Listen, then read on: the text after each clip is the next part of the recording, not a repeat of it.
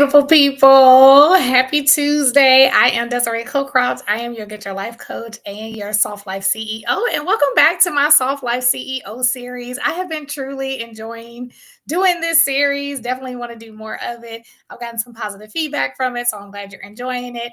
And today, this is about getting out of earning and into enoughness. Now, I know as women, we hear all the time, you are enough, you should know you are enough. And it can feel a bit like this is overdone, overstated, oversaid. It's like, okay, fine, I know I'm enough. I have a high self esteem, whatever you want to call it. But at the end of the day, I've realized almost every client that I talk to, and every time I speak somewhere and I talk to people afterward, there are a lot of behaviors that still show that although you might say, I know I'm enough, or I feel like I have a high self esteem, your behavior is showing otherwise. And most times that behavior looks like overworking, overextending yourself, doing things to your own demise, things that can look like you're in burnout. But here's the thing, if you've never recognized what it feels like to be in burnout mode or overworked, you won't know that that's what's happening because it's your normal. So most people don't think about it as a behavior. They think about not feeling like they're enough is more of like a self-esteem or a state of being of what they think about themselves. But a lot of times, what we think about ourselves, what we believe about ourselves, comes out in our behavior. And so, for instance, some of the clients that I've worked with, they have different behaviors, such as doing things that don't necessarily need to be done in the workplace, but it's overextending themselves, and not in a way that is not good, so to speak, because I'm an achiever. Many of the women I work with are highly successful. They do amazing things. And so, yes, they achieve great things. And that's not what this is about. This is about overextending because you're looking to earn something. You're looking to earn acceptance. You're looking to earn being liked, all of the things. It might not look like people pleaser, but it might look like earning, looking for the gold star, doing things with that motivation of needing to earn that acceptance. And so, with that being said, I think that there's something that we have to dig down deeper when it comes to, do I truly believe that I am enough? And do I believe that what I show up like, what my behaviors are like, is that actually enough? And sometimes it's a place where we're at because we are looking for security. So we're looking for security so that we can keep our job, or we're looking for security that we keep our client, or we want to make sure that no one can ever talk about us in a bad light. When at the end of the day, if we really believe that everything that we did was to the best of our ability and that there was nothing else to prove, we probably wouldn't carry that extra load of angst or anxiety with us. And so I really love to work with clients to help them consider, what does it look like to let go of earning? Let go of having to earn. And this is like a new concept. Why? Why? Because when you have been a hyperachiever, when you have been achieving so much, we are literally taught, especially as like Black women, women of color, but specifically, I can talk about my own experience as a Black woman and being a first generation, college student, one of the people in my family that did a lot of things first. And so, with that being said, I had a lot of pressure to do the best, be great at everything, be great at school, not to get into any trouble. So, there is that part of us that grew up with maybe needing to do a lot of things right, or feeling like we had to do things right. And even when we did everything right, we were still putting so much pressure on ourselves to be perfect and to have all the aces across the board in every area of our life. And so, what happens then? We become adults. We become adults that actually are free to make choices, that we don't have to look and wonder if our parents are accepting our choices, but subconsciously we're doing it in our workplaces, we're doing it in our relationships, we're doing it in other places. And what it looks like is being hyper focused on not making mistakes, being hyper focused on, is this going to be right, or am I going to get fired? Is this person going to like me? It can turn into something that we're overthinking all the time. And so I really love to just bring to the forefront when we are experiencing these behaviors that sometimes at the core of it, it's we don't believe we are enough.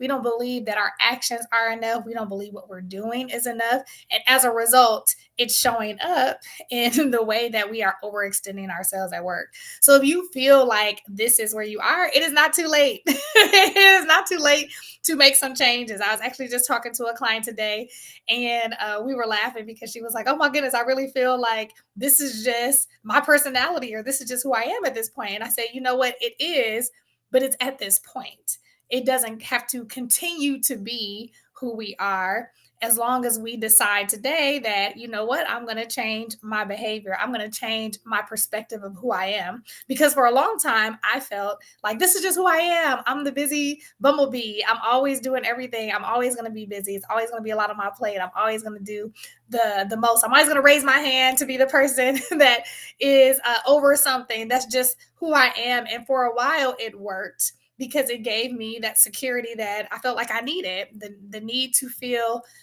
liked, accepted, seen as someone that is doing well. Again, with that parental voice in our head of like, you're doing good. We need you to be the person that does everything right for the family, right? All of these unspoken obligations that we kind of take on, from our families or how we were raised. And now I'm like, wait, I'm actually free to make a decision of how I want to live. And I don't need that anymore. I don't need that to protect me. I don't need that to prove anything. I don't need that to get ahead per se. This does not, and to be very clear, this is not to excuse environments that are conditioning people to feel like they have to work harder than they need to, or toxic work environments, all of that. This is really big, and it's going to hurt some people, so to speak, really from an ego perspective, that this feeling that you don't have control of what's going on. You have control of something, and that is your decisions. You can decide to keep being the person that's operating in a place of earning, or you can be a person that says, you know what? I'm going to decide that how I show up is completely enough. And there is a different energy. And I know even if you're watching this, you can feel the switch that happens when you go into work or go into your business. Because this can happen even if you're an entrepreneur, you are not exempt, because you can be overdoing it with your clients to your own demise. And it's so funny because we live in this culture that doesn't think it's, overdo it. There's no such thing as overdo it. You want to be over and beyond. We are so like that as Americans. And it's like, you know what? Maybe we're putting way too, not even maybe, we're putting way too much pressure on ourselves to be perfectionists, to be superhuman, and we're human beings. That doesn't mean that you do things, halfway, but it also doesn't mean that you have to act like there's no such thing as making mistakes. There's no such thing as resting, and that everything requires this 110, 120, 150% energy, because it doesn't. It just doesn't. And we have conditioned ourselves to feel like it has. And so now we're in a place of burnout. We don't know why we feel the way we do in our positions, or some of us are feel unsatisfactory at work in our business because we have been doing more than we really need to do.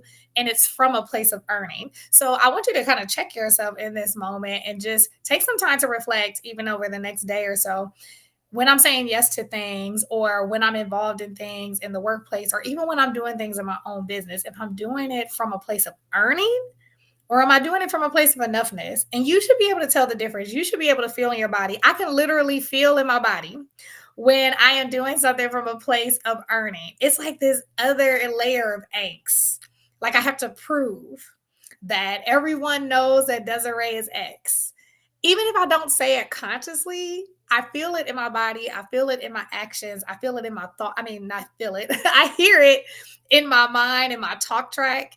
And that just took a lot of practice. And so when I get like that, I give myself the opportunity to breathe, or I take a walk, and I just ask myself, what would I do if I didn't have to prove? And that's a great question for you to ask yourself. What would I do, or how would I operate if I didn't feel like I had to prove anything? What would I do differently? How would I talk differently? How would I show up differently? How much more free would I be? what I think is really important, I am also a positive intelligence coach. So I've studied positive intelligence. I work as a positive intelligence coach, and I use a lot of that with the clients that I work with. And one thing that I think is really important is that when we talk about our childhood selves are our current self. And the funny thing is that we would never tell our childhood selves that they weren't doing enough. Like if we put a kid in front of us, and of course, I've worked with kids, I've done so much with kids, and of course, you might tell a kid that, okay, that wasn't working. You need to do something different. That wasn't good. That's not what I'm talking about. But sometimes we talk to ourselves in such an unkind way. Imagine that you are, looking at your childhood self. And when you're looking at your childhood self, would you talk to them like, you got to do better? You're not doing enough. You need to get it together. Now, take away from the fact that how you might talk to your children now, but you might be talking to your children the way you talk to yourself. And sometimes it's not the kindest. When I think about humans at our purest form, when we are talking to a child, we would always give them more grace. If you put a child next to an adult and a same mistake was made, you would probably get more grace to the child. And my whole point is that we put ourselves in such this earning mode, in this mode that really leans us into perfectionism, leans us into being sticklers about every single thing with ourselves, that we can be really cruel to ourselves on the inside. And now we are in this roller coaster. We're in this hamster wheel of just trying to be perfect at everything. And that is exhausting. And sometimes we don't even know how exhausting it is, or we can't put our finger on why am I exhausted? Why am I so tired? And it's like you are mentally exhausted, and your body is starting to catch up with how you are mentally taxing yourself with all these decisions that you're making that you probably would do differently if you only knew how much you already are good at what you do and who you are. You don't need to prove another thing to anybody else. And so, how can you get into enoughness? That's the question. How can you get into enoughness? One way is noticing how much you aren't, noticing where you are on this earning spectrum. Are you doing all these different things through the course of your day in an effort to earn people's aces, especially like if you're trying to move up the ladder or you're trying to grow? Sometimes we're doing so much to earn the approval of others. But the trick really is, if you approve of yourself, you're more likely going to be approved by others because there is something attractive about a person that approves of themselves. They approve of themselves, they show up differently. They stand up taller. The way that they talk even evokes that they approve of themselves. So it naturally makes others want to approve of them versus when you're coming from this energy of hoping that what I do will help me be seen as someone that gets the approval, gets the promotion, gets more clients, gets the relationships that they desire. Whatever it is that you desire, is it coming from a place of earning? And if it is, I just want you to notice that. And so coming out of that is really about every day affirming yourself as someone that doesn't need to prove another thing. Just get real playful with it. Just asking yourself, what would it look like if I didn't think I had to prove X, Y, and Z to anyone? What would I do differently? How would I show up? How freeing would that be? What would I say differently in meetings? How would I interact with said persons? What boundaries would I put in place? All of that. It's my ultimate desire that everyone that hears this, everyone that I come in contact with, will learn that it's okay to be soft and bold. That is a new space that I'm in these days, of being soft and bold.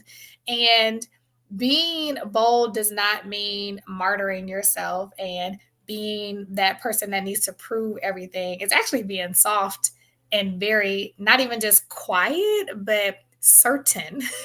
Something about having a certainty about who you are, what you're doing, and how you're going about life that is powerful, more powerful than working our skins to the bone and feeling like you have to be loud for the sake of being approved. But when you approve yourself, whatever the tone of your voice is certain enough to take you where you need to go.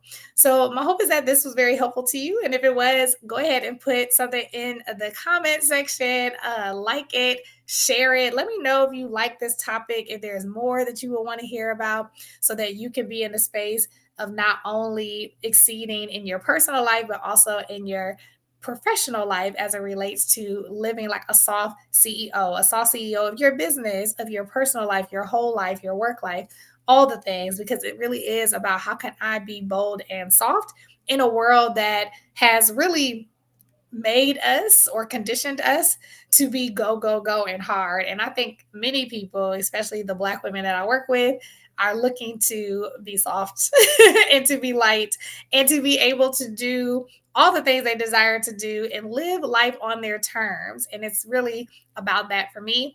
I know many of you know I'm going to be going to Madrid. I am 3 days away from going to Madrid. So I'm making this video to stay, consistent while I'm in my packing mode for Madrid. But I am going to be doing a masterclass, Soft Life CEO Blueprint. I'm so excited about doing it. I'll be doing it live from Madrid when I get there next week. Well, this week, but I'm doing it next week. So if you are interested, I'm going to put the link below in the comments. And you can also go to my website and register as well, desireecocroft.com. And I look forward to seeing you then. And until the next time, go and be great. And I look forward to seeing you on the next live.